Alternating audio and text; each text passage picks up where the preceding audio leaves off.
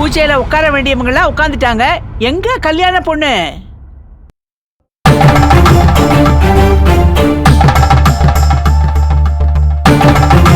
வர அத்தை.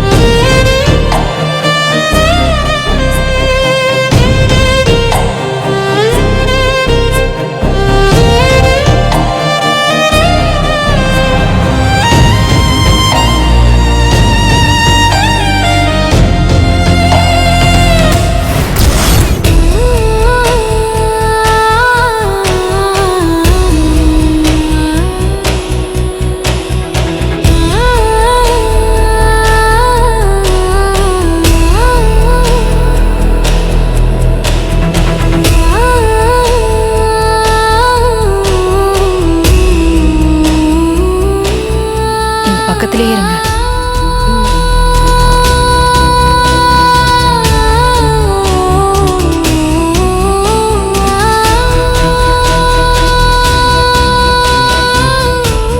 சரி, பூஜையை ஆரம்பிச்சிடலாம்.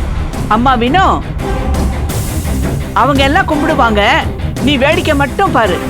உன்னால எல்லாம் அந்த பூஜையில எல்லாம் கலந்துக்க முடியாது. உனக்கு தான் உன் புருஷன் தவறி போயிட்டானே.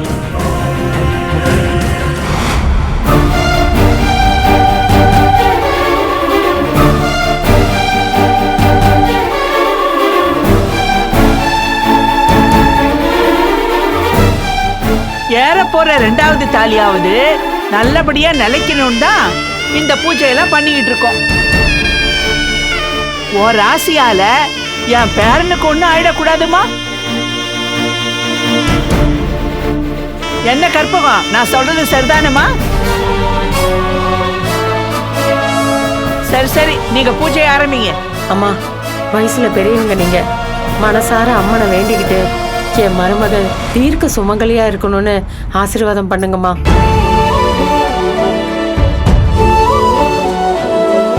அம்மாடி வினோ, இன்னும் கொஞ்ச நேரத்துல உனக்கு பூஜை ஆரம்பிச்சிடும்.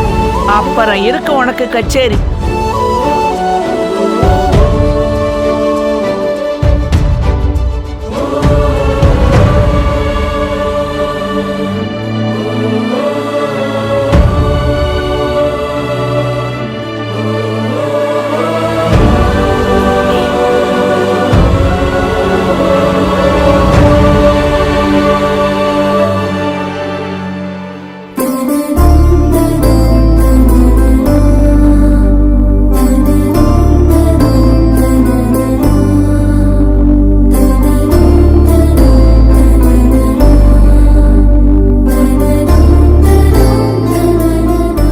அம்மா, நீ அமைப்புற உன் வாழ்க்கை உனக்கு சந்தோஷத்தை மட்டும்தான் கொடுக்கும்.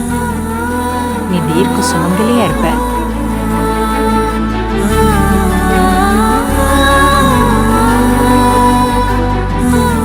ஏ பரமு, போடி, உன் மகளுக்கு ஆசீர்வாதம் பண்ணு. நல்லா இருக்கட்டும்.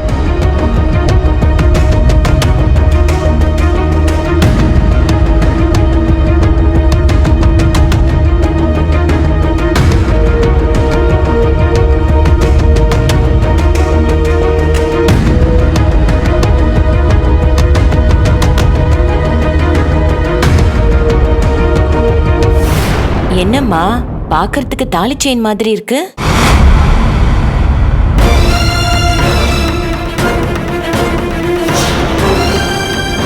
மாதிரி எல்லாம் இல்ல, அது தாலியே தான். என்னம்மா சொல்ற, தாலியா? ஆமா, அவ புருஷன் கட்டின தாலி இன்னும் அவ கழுத்துல தான் இருக்கு.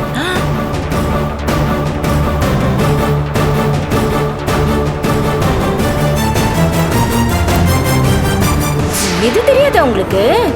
ஏத்த இதெல்லாம் நீங்க சொல்றது இல்லையா இவங்களுக்கு?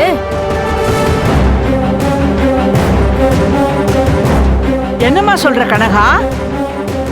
புருஷன் கட்டின தாலி இன்னும் அவ கழுத்துல இருக்கா? ஐயோ, என்ன அசிங்கம் அது?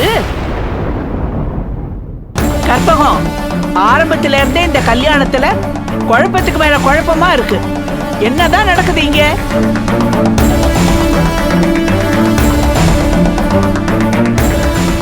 இல்லம்மா, கழட்டணும்னு நினைச்சதுதான், ஏதோ அவசரத்துல மறந்துட்டோம். என்னம்மா நீங்க நேத்துதான் உங்க புள்ள தவறுன மாதிரி பேசுறீங்க? அதான் அவ புருஷன் செத்து 12 வருஷத்துக்கு மேல ஆச்சுல்ல, இன்னும் அப்படியே இருந்தா என்ன அர்த்தம்?